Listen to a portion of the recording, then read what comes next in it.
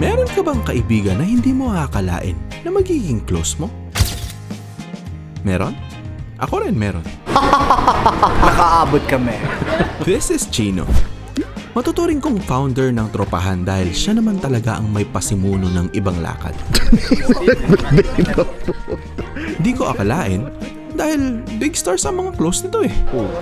Ano to? Ay, no. Ay, wow. No camera. Si Chloe.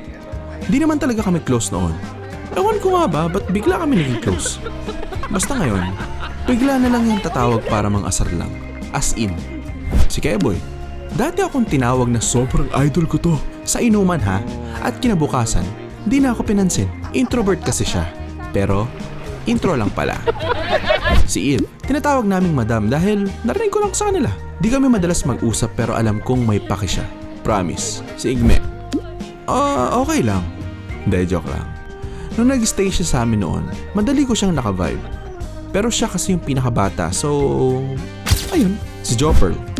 Well, di ako mahilig makipag-usap sa soft-spoken people. Mao and CM. Di naman ako dancer eh. Si Burong and Aki. Sobrang energetic magpatawa ni Burs. Eh hindi ako energetic. Pero pag nandyan si Aki, feeling ko nandyan yung mga ate ko. Siyempre si Abby. Diyos ko, tinititigan ko lang yan dati. Ngayon, misis ko na. That's a flex. So today, samahan nyo kami sa galaang biglaan. As in biglaan to. Darling, hold my hand. Nothing. Jet Sweet Holiday. Sabi ko palit. Gago, disinfectant yan. Nanginginig siya to. Hindi po. Aircon po yun. Made a mistake. I was so Hindi ko alam kung ako lang, pero iba yung airport ng probinsya natin, no? Parang may vibe ng ibang bansa. Like Indonesia, and sabi nila Thailand. At sabi ng M&RC Travel and Tours, pagbaba mo, parang ka nasa Korea dahil sobrang daming Korean dito. Sir.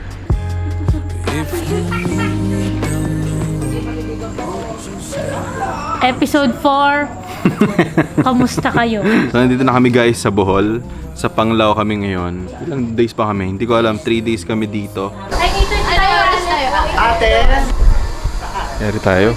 Ang aga. Madalas na ho kaming natutulog ng 2 a.m.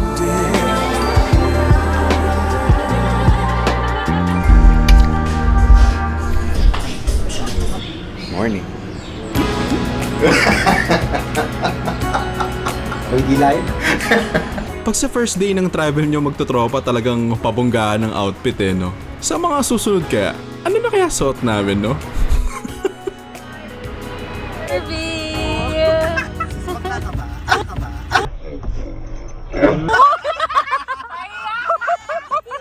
Oh my God, sorry sis, naka-video ko. Carry lang. Hindi, sinadya ko yun for the ano.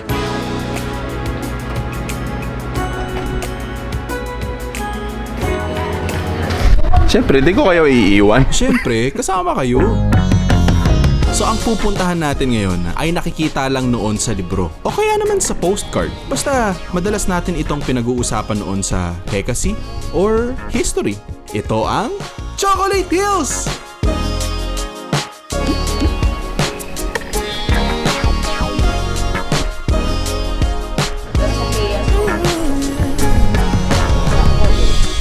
I'm not sure I understand it.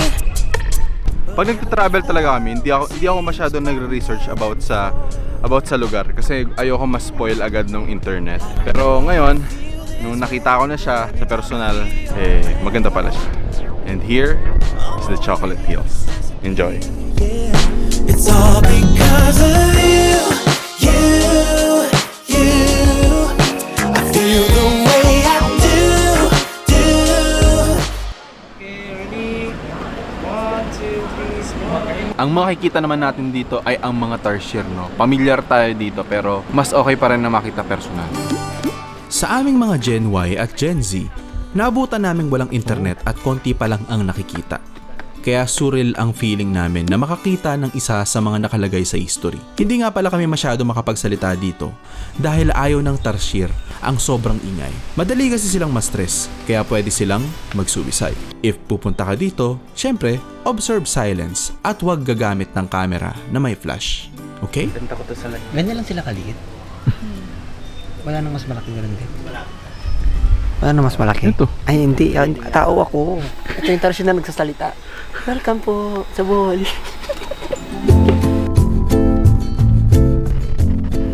May mga taong gusto laging may kasama. Meron namang may gusto, siya lang mag-isa. Meron namang isa lang ang gustong kasama. Pero kung nasaan ka man dyan, mas masaya kapag first time mong makita. Lalo na kung gusto mo yung kasama.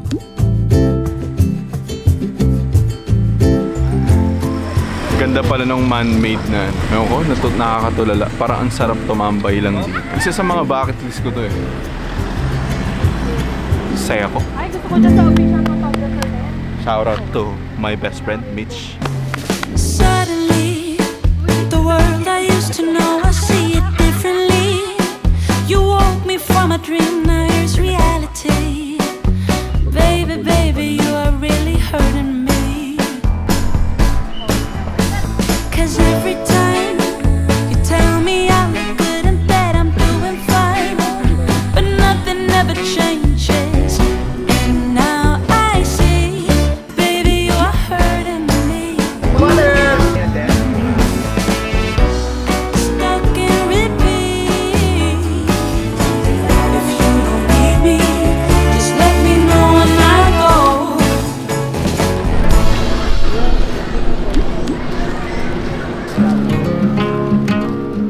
Alam kong hindi tayo pare-pareho ng paniniwala, pero naniniwala akong mas malakas kung may paniniwala. Iba rin sa pakiramdam ang makapunta dito. Hindi man binigay sa atin lahat ng hiling, basta ang importante, isa ka sa mga may layang gawin ang lahat. Isa na dyan, ang pagdarasal.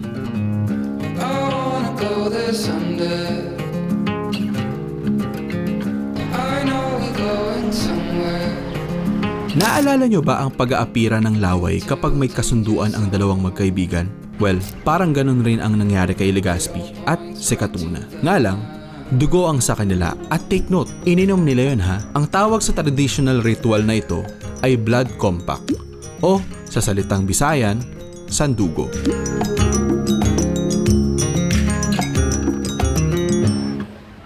Sa panahon ngayon, hindi na kailangan ng laway o dugo para makipagkasunduan sa kaibigan. Minsan pa nga, pakiramdaman lang ay sapat na. Kung di naman maramdaman, magsabi ng pakiramdam. Kaibigan mo naman yan eh. Katulad rin ni Legazpi at si Katuna ang tropahan namin. Hindi namin ine-expect ito. Pero kung sino pa yung hindi mo aakalain, sila pa ang nakakapagbigay ng surprising friendship na meron kayo ngayon. Hug your friend. Sabihin mo, tropa, kamusta ka?